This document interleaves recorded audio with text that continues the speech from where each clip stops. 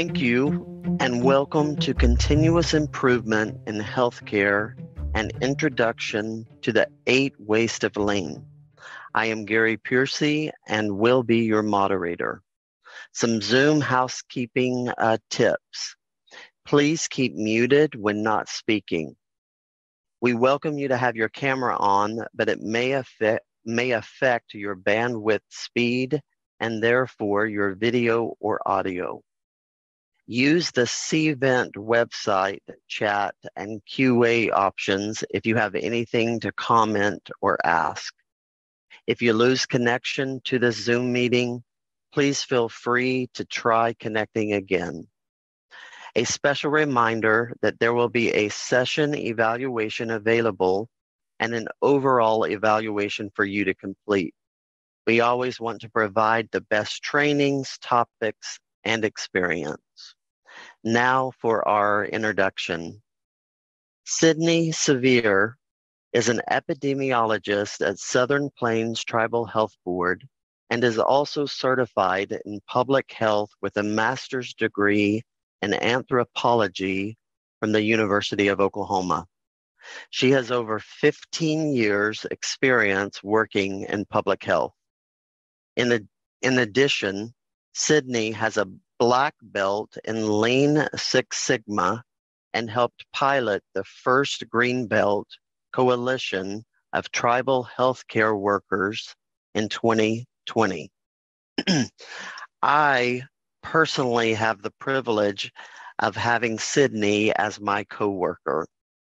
She has a compassion for public health and in particular, a desire to help others. I am so impressed with the empathy she has for anyone she comes in contact with and the passion she has to bring excellence in everything she does. Thank you, Sydney, for being you and for all the good you bring to this world. And I will now turn it over to you. Thank you, Gary. That was the most unexpected and pleasant introduction I've ever received. And it's always a pleasure having you here with me. Thank you so much. And thank all of you for joining us today. I'm going to begin by sharing my screen.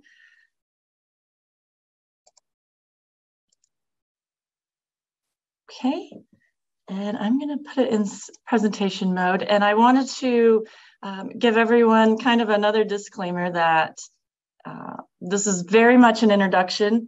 There's only so much you can convey about Lean in a short amount of time, but it's exciting enough, I think, to learn a little bit and want to learn more. And it's just perfect because Lean, as you can see in the title, is continuous improvement in healthcare. It's not overnight, but it is continuous. And so our agenda today is to basically find out what is Lean and identify the 8 wastes that Lean uses, and how we'll kind of touch on how we can begin to find those wastes. And then we'll have question and answer time to talk about anything else. So let me begin here by introducing Lean. I think one of the best ways to introduce Lean is a quote by Edwards Deming. He was an engineer and involved in quality improvement and engineering systems. And this really does define Lean perfectly. It's a bad system will beat a good person every time. And I know we've all had jobs where you try and you feel like you're banging your head against a brick wall because the process isn't in place for you to be able to do this efficiently or well.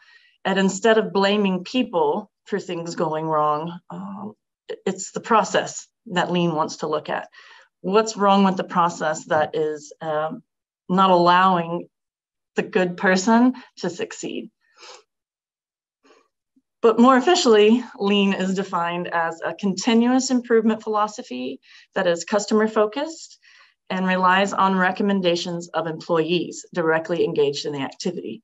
Now, I highlighted and bolded those 3 specific phrases, but because I think they really separate Lean from other continuous improvement or quality improvement philosophies. And then that, well, I guess continuous improvement doesn't separate it from other continuous improvement, but it is continuous. It's not a one and done deal. Like this the bottom line's not working. We need to get it to this point. We make a big fix and we're done. That is certainly not how lean works. It's very continuous to attainable goals, and it's customer focused. So it's not looking at the bottom line. You want to save money because that helps customers. And of course, in healthcare, our customers are patients and our colleagues. And if you're in HR, those are all the staff. So it's knowing your customers and what makes them happy. And you rely on the people that are actually doing the job. It's not an armchair observation type of philosophy. It's not a top-down communication ordering kind of philosophy. It's getting down on the line and finding out what the people doing the job have to do every day. I was telling Gary this morning, actually, I watched, I don't know if many of you have ever watched Undercover Boss, but I think it's a great commercialized way of kind of introducing the concept of lean, where they take those CEOs and they actually have to go do the jobs that they have designed and figure out what's going wrong. And most of the time they find out that it's the processes, right? It's not the people. They can only do so much with the processes they've been given. So lean really focuses on learning from the employees as they're the experts in what's happening. And we're gonna... Sydney, can I jump in real fast? I got a note. The slides are not showing in presenter mode.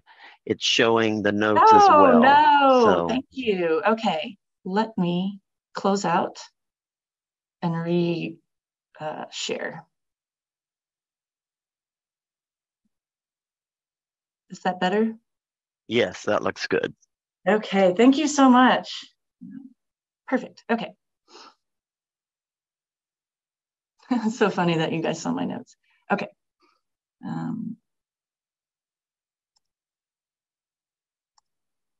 All right, so I want to talk about the principles. Oh, I think I missed a... I guess not. Okay, that's the next one. The principles, sorry, that kind of got me all off track for a minute. So let me get back there. Let's talk about the 8 principles of lean, sorry, there's 8 wastes, and I'm talking about the 6 principles of lean. First, identify and focus on the customer. And we mentioned that in the definition of lean is looking at what makes the customer happy, what makes the patient happy. Again, improvement is incremental and continuous. It's not overnight. Some can be, but then you have to observe and study and make sure that it's actually making an improvement. And again, we attack processes and respect people. You have to have humility when you're using lean, because you have to look at the processes not as something that's your fault or a personal attack on you. If that's the process you're working with, it doesn't mean you're wrong. It just means the process is wrong. And we can't blame people for a bad process. The people doing the work, again, primary participants to experts. Lean tools and processes can be used in any workplace. They were initially developed in car manufacturing, Toyota manufacturing. Lean is a blend of different continuous improvement philosophies.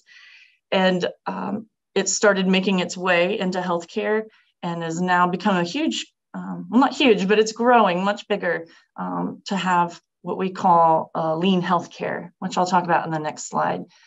But I do want to mention with lean, the last option is always adding a lot more money or adding personnel. That doesn't mean money isn't used to make fixes, but it means we're not going to spend just hiring and making huge cost adjustments without trying some continuous improvement processes first. Most of the time, a lot of the fixables are much more affordable than just hiring or building new things. Lean in healthcare is taking all of those like lean manufacturing, right, and applying it in the healthcare facilities. So it's used to minimize waste in every process, procedure, and task through an ongoing system of improvement. And just like those arrows, right, when we look at our process or our flow charts, we really just want to get the patient from A to B, checked in and seen and checked out. But a lot of the times, this is generally what the process looks down below. And lean doesn't mean just take it and straighten it. It means slowly work on getting all those knots and kinks out and figuring out how we can get the process as smooth as possible. And there's a great, I'm not going to show too much of it, but this clip is focusing on Virginia Mason Health Center. And they have fully adopted the lean process, or the Toyota process as they refer to it. And this is just an intro into how they borrowed those same methodologies from lean manufacturing and have applied it here at the Virginia Mason Kirkland Clinic. Let's see if I can get it to do right. Software is part of the medical center's war on waste that started more than 10 years ago. At the time, the center was losing money, and Dr. Gary Kaplan had just been named CEO. Waste is... Can you all hear anything, Gary? Yes, we hear it. You could hear the video? Okay, I couldn't. Yes. It just worried me. I apologize. Okay, I'll press play again.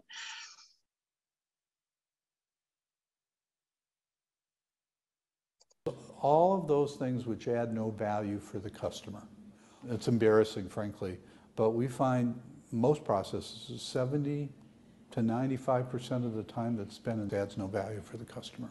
The waste of waiting, the waste of movement, the waste of over-processing, the waste of excessive inventory, all wastes that add no value. Kaplan learned that lesson from studying the philosophy behind the world-famous Toyota production system. It's based on the idea that if waste is rooted out along the assembly line, the result is better cars and lower costs. Some of what Toyota does may sound like common sense, but when a little of it is applied here and there, it can add up to big savings. That can mean anything from returning patient phone calls faster to moving supplies to where the patients actually are. The prestigious Institute of Medicine recently zeroed in on waste. It said $750 billion is wasted every year in the American healthcare system. It also recommended more teamwork among doctors and nurses, saying that would make care more efficient. Okay, so I hate that I couldn't hear it, but I've watched it enough to know that there's it's seeing just like a factory line. We're not saying that hospitals are a factory line, but once you start making these small changes along the way within those processes, because just like a factory line, a lot of us work together on a process, and one bottleneck here affects down the line, and all of those little bits cost a lot of money, and that in turn is turned on to the patient, or a lot of times in tribal health, just a lack in the budget. So it's really fascinating to watch, and I've had the pleasure of working with Oklahoma City Indian Clinic, and an amazing organization that has adopted lean, and have some amazing firsthand stories of some of the ways they've eliminated waste. For example, my favorite example is just going from 5% live calls in the pharmacy to 100% live calls in the pharmacy, just by making a few little things. They didn't hire more pharmacy techs. They just changed their processes, and it's quite remarkable. So I'm going to move on here. Software is part of the medical center. Okay, there we go. We're going to talk about these different wastes that some were mentioned in that video clip, but we'll go over them, each of them separately. So there's 8 wastes in lean. Different people have different acronyms they like to use. I prefer downtime. You might see Tim Wood or different words like that, but they refer to this basically the same lean wastes. Defects, overproduction, waiting, non-utilization of talent, transportation, inventory, movement or motion, and extra processing. And I will be talking about each of these individually. And the first, obviously, defects, downtime, any work that contains errors, mistakes, lacks something necessary. This is simple as having a typo or incorrect information, but if that gets printed and has hundreds of copies, and then that typo is noticed and it needs to be fixed, that's wasted paper, that's wasted time of having to redo it, including the time it was originally done. Defects can be one of the more costly ones because they really affect everything down the line. Medication errors, incorrect ICD codes or billing codes, obviously a major one, misdiagnoses. And again, this happens anywhere in the clinic setting, from shipping and receiving to operating rooms. Everyone has a possibility of having a defect. And lean, again, isn't looking at a person for making a typo. It's looking at how can we make the process better to where defects are less likely to occur. Toyota has kind of a great model of how serious they are about the 8 wastes and specifically defects. So anyone that works on the Toyota factory line has access to what this guy's pulling here, and they call it the end-on cord. So if they notice a defect, perhaps from the step before them, they expect anyone on the line, first day, line supervisor, whoever it may be, to pull that cord and stop the production line completely. Because Toyota's found that stopping a defect early on, even though it cost a lot of money to stop the line, it cost even more money to let the line continue with a defect. Now they've even improved on the and-on line and are making waist-high big red buttons to push instead of having to reach up and pull a cord. Because as we'll learn later, that's a motion that's also wasted. It's a lot quicker to push a button right at your waist level. Also, when I worked with a woman who was an amazing, her name's Carla High. She was with the Regional Food Bank and Oklahoma City Indian Clinic. When I first took her lean trainings, and she talked about working at the Regional Food Bank, and a defect in pulling a supply, like you pull the wrong order perhaps, pull the wrong pallet, their goal was always 98.6%. And that's their new goal. It's always, they eventually want to get to 100% correct pulls, because she said that just a 2% incorrect pull amount costs millions. Again, that's a defect because it gets shipped to the wrong place. They don't want it. There's the cost of maybe shipping that back, sending them the right foods. So just a little defect can end up costing a lot of money. And lean is about finding ways to put systems in place to inhibit the likelihood of more defects. Overproduction, making more of something that's needed. I know in my time in public health, this happens a lot. And most of my experience in public health has not been clinical, so I know you, many of those from a clinical setting probably have your own heap of stories. But just from duplicate charting or multiple forms with the same information. So if you're having a patient fill out their name, address, insurance, all of those things multiple times, that's overproduction for them and for the person making out all of those forms.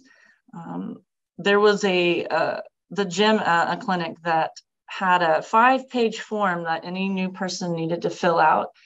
And a person, after doing the lean training, looked at all the information they were asking and found out that throughout the years, more and more people had been adding things to those forms because they needed certain information about certain things. And then he'd visit them and they said, oh, we haven't needed that for 2 years.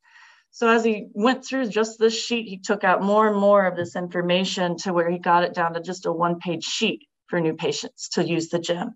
Now that's a lot easier on the new patients, and that's a lot easier on the person having to type in all of that information, the extra processing, which gets affected by overproduction. Printing excess copies. I know a lot of my time in public health has been handing out health promotion events, information or flyers, and you overestimate a lot, or I used to.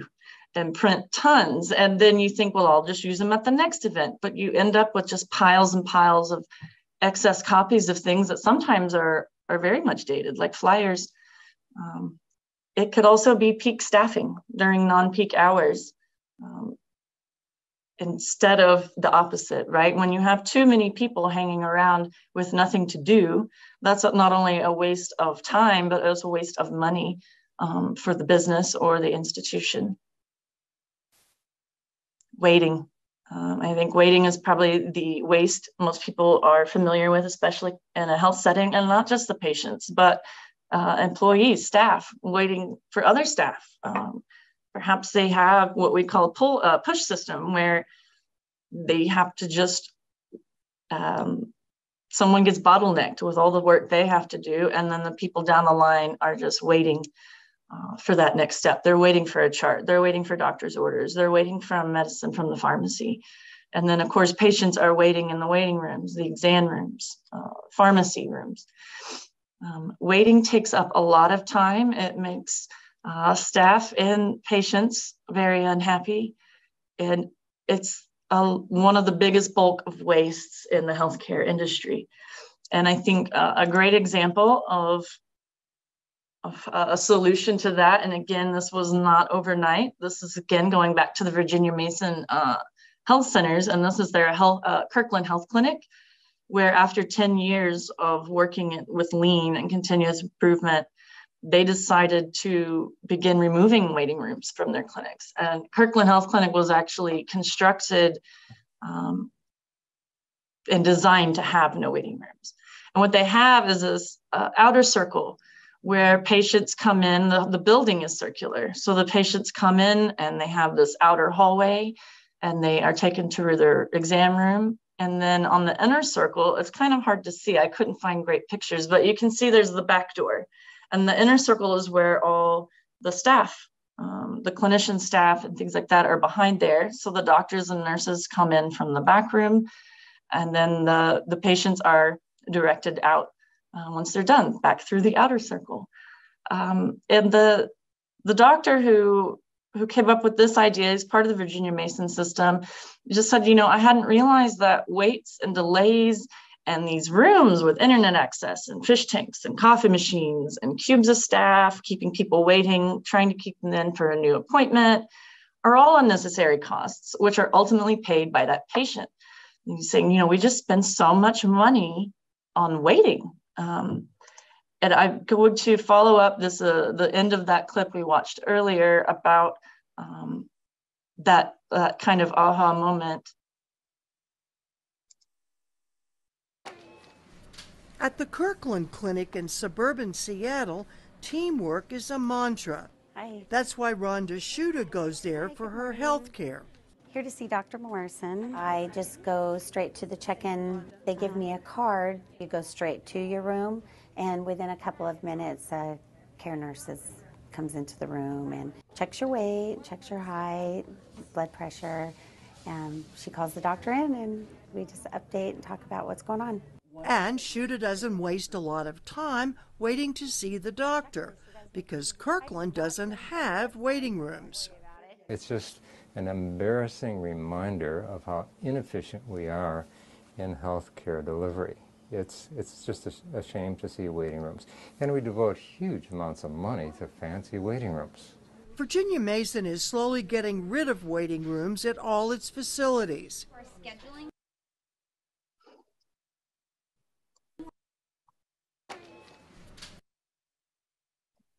Okay, I just wanted to get that off there.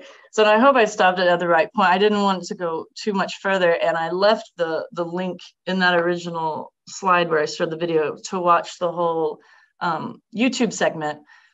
It's quite good because he goes on to talk about how they have changed the kind of the power structure, where it's the medical assistants who are designing the workflow because they're most familiar with the flow of the patient. And how hard it was for both medical assistants and physicians to accept that change. But I'll leave that to you because this is such a limited time training. So we'll get to the N of downtime, and that's the non-utilization of talent. This is not properly utilizing people's experience, skills, knowledge, or creativity. In the healthcare setting, a lot of times it's a failure to work at the top of licensure. It's doctors making follow-up calls or walking patients back to the waiting room. It's people that aren't doing the work that they're at the top of their licensure, like I just said. And that happens a lot. And that's not just physicians, but it's anybody in any role, in any job. And a lot of this comes from either the organization's failure to recognize the employee expertise. You know, they got the resume, they got hired, and then no one looked at that resume again. I think we've all related to that at some point. And it's not listening to the employees. Maybe they have suggestions that would really help, but it's that refusal for bottom-up communication where that message never gets to the top or it's not heard. And it's definitely a failure to cross-train employees. And as we all learned during COVID, there will be times where we don't have the peak staffing that we expected, and we're going to have a lot of turnover and a lot of shorthanded days. And these are times when it's really good to know who can do what. And most of this presentation is not going to be about solutions, but since I have a tool to provide for you, and this is only a small tool in terms of not only non-utilization of talent, but wasted time, overproduction, is called a skills matrix. And I added to my presentation, I hope you guys can see it, the attachments, instructions on how to make your own. It's very simple in Excel, where you would have the staff name on the left, the skills you're interested on the right. We've done this here with a work group at our organization, and it's been very helpful to know who's really good at Excel or SAS or Tableau, or who's really good at community health needs assessments, those kinds of things. And then you create and define your own scale, 0 through 4 on no experience, have begun training perhaps. So when you know that, let's say Carolyn is not going to be, she's going to be out for a month maybe. There's no one really else on skill J as confident as her. So it's a good time to start cross-training people. These are kind of the benefits of having a skills matrix. There's multiple other benefits involved, keeping up with everyone's required trainings, things like that. But the attachment is in the agenda, I believe, for my session. If not, I'll have my email address at the end, and I will be very happy to send that to you. And then we get to transportation. This is movement of equipment, people, or information over further distances than necessary. This is a patient moved from room to room, back to the waiting area, and then back to another room, retrieving regularly used supplies from inconvenient places. You need to have all the supplies in the exam room for the patient rather than having to constantly return to a supply room. Files being walked back and forth to different stations. And a lot of times in Lean, they'll use something called a spaghetti diagram or something similar. And this is not obviously rocket science. You're just drawing a line. This was one for an assignment I had done where you're drawing a line. The green line is for the patient who comes in and then go sit down, and then they have to go to the kiosk and then go back and sit down. And then the red line is for the clinical staff. Specifically, this was a nurse and all of the walking she had to do. And a lot of them are doing a lot of walking, a lot of long distances that's really not necessary. And again, there's plenty of amazing solutions in Lean, and I hope we can get to that at another training. But for now, I'm going to move on for the sake of time. Inventory, excess products and materials not being processed. I think most people have probably been somewhere where you open up a storage room and you have no idea what's in there. It's just tons of stuff. It's literally looking for a needle in a haystack, and it can be so frustrating. And then if you don't find it and you assume you don't have it, you order more. And then you continue to overstock, overproduction, right? So it's finding a system for Lean. They use kind of the 5S or Kanban systems to know when to pull something. But it's getting rid of things in that storage as well that you don't need. Because if you have too much, you're going to end up with medications that expire, and then those medications that expired need to be pulled out. But there's got to be a system in place to where it doesn't happen again. A lot of times we go, even in our own homes, right? We clean out the junk drawer, or we clean out the storage closet, the hall closet, and then 2 months later, it's a mess again because we haven't set up a system to keep it organized. And that becomes much more difficult when you're working with several people who are using that same room. So it's definitely a waste, is inventory. And so oh wait, I have a little extra here. Kanban, I wanted to mention that it's a signal to act. A traffic light is a Kanban, right? It tells you when to stop, it tells you when to start stopping, and it tells you when to go. It's the get, set, ready, go kind of racetrack thing. But more than that, it's also, and especially in the healthcare system, it's the two-bin system. I'm not sure if everyone's using the two-bin system, but it's where you have the materials are all stocked up in two bins. Once one bin is out, you know it's time to order more of that one thing. And it continues like that, or at least that's the very simple version of that definition.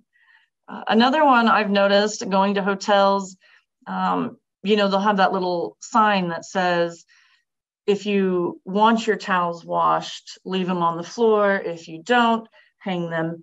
That's a Kanban. That's a cue to the woman or man that comes in to clean the room and sees what they need to do with the towels, clean or no clean. And one of the more simple ones that we like to do, especially around the office, is a simple to do, doing, done, where you just have your Post-its and things you need to do, start there. Once you start working on them, you move the Post-it over, and when it's done, you move it to done. What I love about this is, especially when it comes for quarterly reports or anything like that, I have all my done stickers.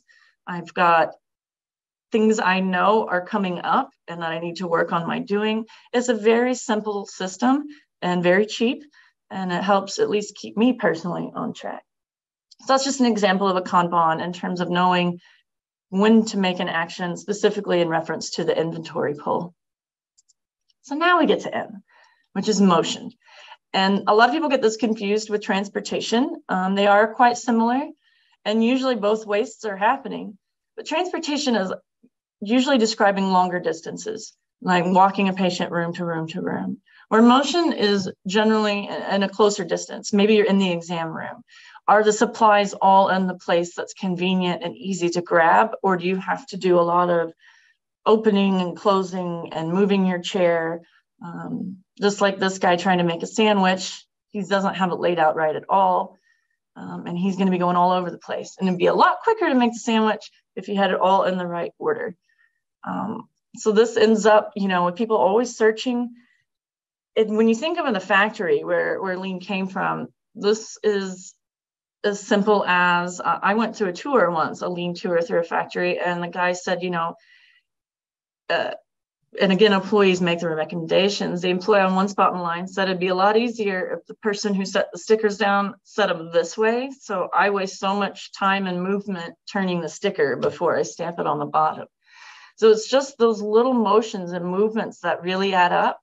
And they also add up on our body and our physical toll of constantly moving joints and things.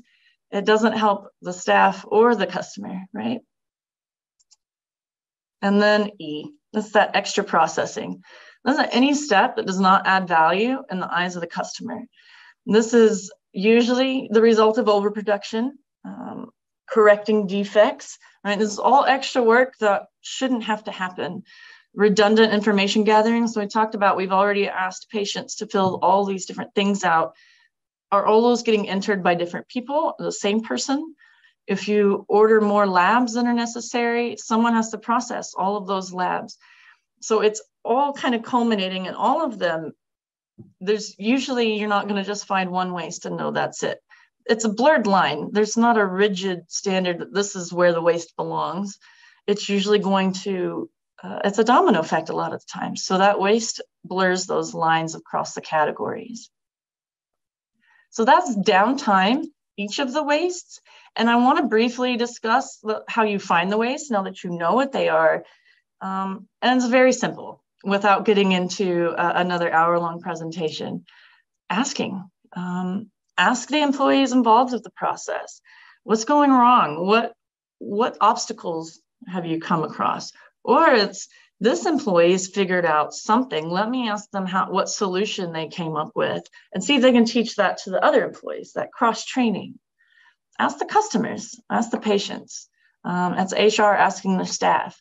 And that can be done in all the ways, right? Surveys, phone calls, sometimes just conversations, maybe stickers. Some people have push the button if you enjoyed your service today, anything. But it's just starting to know that you don't know the answers. You have to ask the people involved with the process. Those are the employees and the customers. And observe the waste. You do have to get out of your fish bubble and kind of go into another one sometimes. So go where the process takes place, spot the waste and the potential for improvement. There are different ways to do this. The simplest one for me to at least touch on today is called stand in a circle. And that's just pick a spot and observe. And I'll show you in the next couple of slides. And in observing waste, the one area I'm not really going to get into, the gimbal walk or the waste walk. I don't know, and I think I've already mentioned maybe, undercover boss, but that's really that idea of observing the waste, going where it happens and seeing what happens. And so to stand in the circle is very simple. It's usually a good idea, and lean is generally a collaborative thing, is have someone from out, you go to another area and observe. Just take a clipboard, a paper and a pen, just pick a spot and stay there for 30 to 60 minutes. It could be a chair in the waiting room. You don't literally have to stand and never move, but just sit down and observe. Sit in the waiting room and see how patients are navigating it for the first time. And then you just document all the waste you see. This is just observation. You're not yet asking, you are just looking.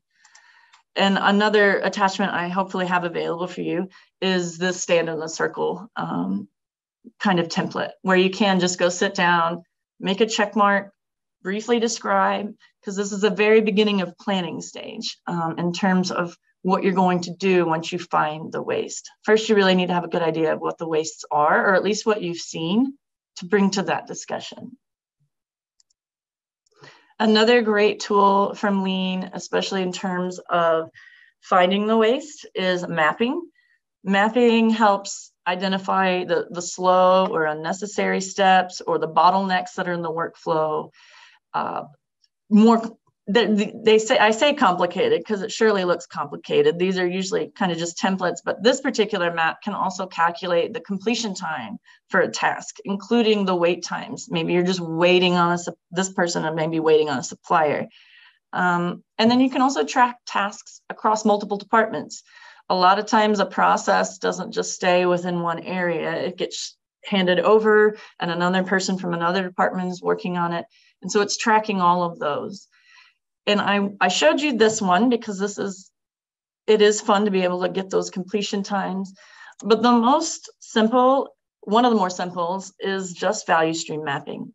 And we all know those kind of process flow charts, decision trees. It's just that it's getting Post-its generally with your team, and just you pick the process that's giving you the trouble. Say it's check-in, all the patients are going to the wrong place at check-in, and it's causing all these problems. So you want to look at the process of just a patient checking in, and you write down every step that needs to happen for them to be checked in, and you'll be surprised how big this process chart can get for what you think is just a small process. And then you go through and you identify, does this add value for the customer? Is it non-value added, meaning it does nothing but waste? There's no value added, it's not necessary. Or value enabled, activities that don't add value in the eyes of the customer, but they have to be performed. And in public health, we're very aware of all of those steps, right? We have a lot of bureaucracy that we have to comply with. We have reporting we need to do. All of these things patients aren't going to necessarily want. They don't see the value in it, but it has to happen for them to receive the value added. And so those mappings can be a really fun group project. And I'd love to have a future training, people join us and we can work on some of these kinds of tools together. It's very easy and very eye-opening once you start laying your processes out. But again, this is all in the planning. And I don't want anyone to think that you just see that map and you say, well, this is a wasted step, and you just pull it and then you're done, you fixed it. So that's just still part of the planning stage. You're planning it, and then you implement it, and then you observe and evaluate it. And then you kind of redo it, right? You make those improvements again, you tweak it. And then when that improvement process is done, you start over, because it's continuous. It's a circle. Now, how can we make it better? Or what do we need to work on now? But you will always come back and make adjustments, because that is what lean is. And lean is about observing and analyzing. So it's not just saying, it feels like we're doing a lot better.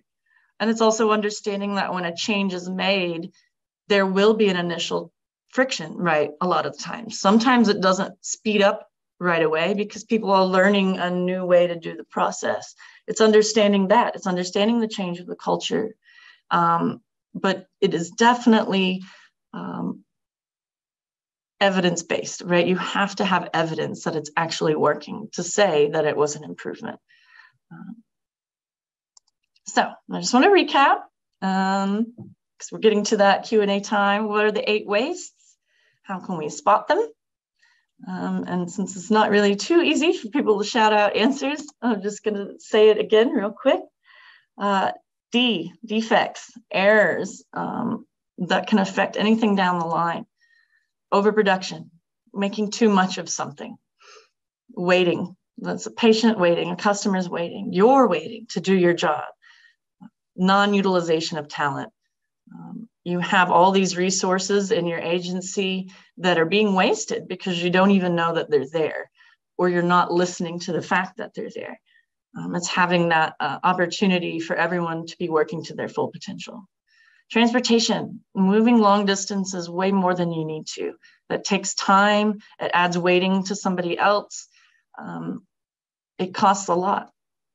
Inventory, again, that can be a result of overproduction or having a disorganized system, not knowing when to order more because you don't know you have it. It's really important to know what your resources are and how to reach them and how to order more and know when to order more so that you don't run out. Motion, again, that's right in your workspace. That's the small area. That's, do you have what you need right next to you? Rather than having to call someone or go get it, go to the next room and look for it. I just thought of this, and it's not relative, but it's at a restaurant and there's no ketchup bottle at your table, right? And so you have to look around and find one. That's emotion. I'm gonna get up, go kind of a short distance, but it shouldn't be necessary. It should be at your table. And then there's extra processing. And you're generally the result of overproduction, but these are all waste that doesn't add any value to the customer because it's extra work that shouldn't have to be done. Correcting defects, over processing the overproduction. And then finding wastes. How do we find them once now that we know what wastes are? Ask the people involved, ask the patients, ask the employees, ask your partners. Observing.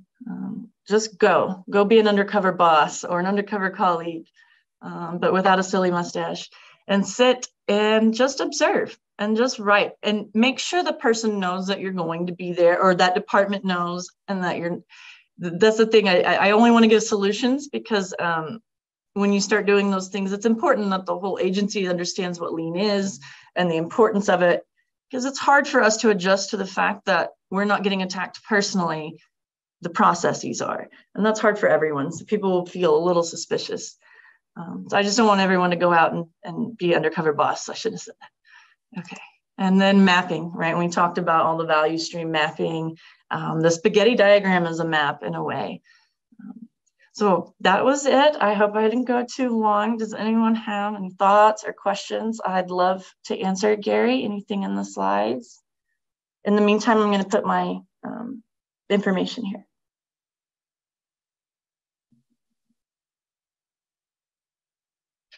Feel free to put any questions you may have in the chat or unmute yourself.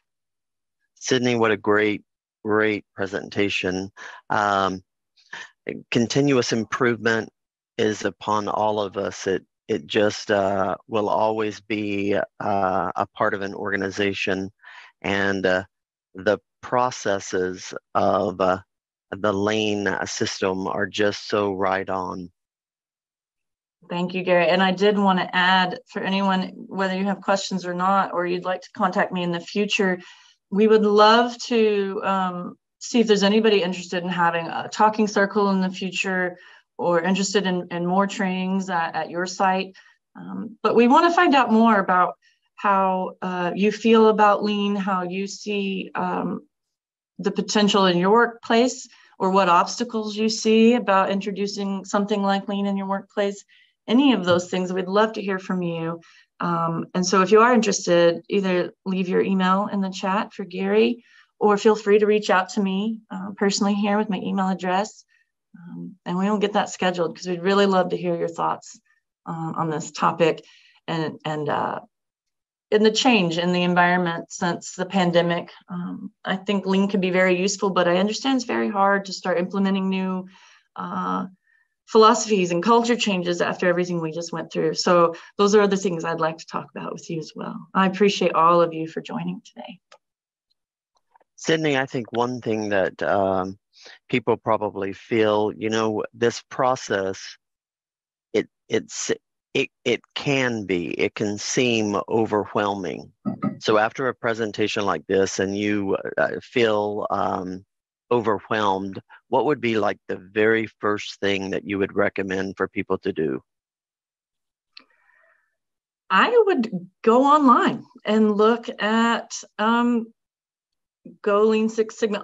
There's so much online for Lean Healthcare, Lean Six Sigma, where you can see how simple these things are, but also even just reaching out towards us or anyone else to do what they call even a white belt training, where you get a more constructive understanding of how to apply all these steps of observing waste, and really start to get to use some of the tools that are involved with Lean, and see how simple those can be. I like to try sometimes just practicing some things at home. Not the skills matrix, obviously, but probably like the organization. I try and make myself my own Kanbans, where I know when to order more Clorox wipes for my house, because I have a system set up where I put that half almost done one, right? Anyway, you don't need to know the layout of my kitchen, but I set up a system for that. And I think it's really, once you have a desire to learn more, let's find some trainings, and we'd be happy to provide those for anyone, because it can be very overwhelming. And the best way is to just, start in the shallow end and explore. And some people find that they love it up to a point, and then it gets sometimes a little mathematical or statistical, and they prefer to stay at a certain level, and that's fine too. A lot of times it's just a culture change. Sometimes it's just remembering, attack the process, not the people. And that's even yourself. So if you feel personally attacked, and perhaps you are, sometimes it's just sometimes I'm reminding myself, like, it's the process, it's not me. I'm not talking about my agency. I'm talking about anywhere. You go to the DMV, and people talk at you like you're crazy, maybe because you don't understand what's happening, because they have a horrible process set up, and there's no signs of where to go or what to do. And it's just understanding that things are continuous. It takes time, and it's the process, not the people. But surely I encourage you guys to really reach out for any more in-depth trainings. I'd love to do that, and in-person trainings whenever those are safely feasible for organizations, because group work is really the funnest part about Lean trainings, is getting to learn together. Because like I said, Lean is collaborative. You can't fix it all by yourself, because you don't work by yourself. So absolutely, very good. All right, just a quick reminder, we would love for you to fill out a evaluation as to all of the sessions. You can find that on the CVent website, or we will be sending an email and a reminder. Sydney, thank you so much. Thank you for your dedication and all that you give every day.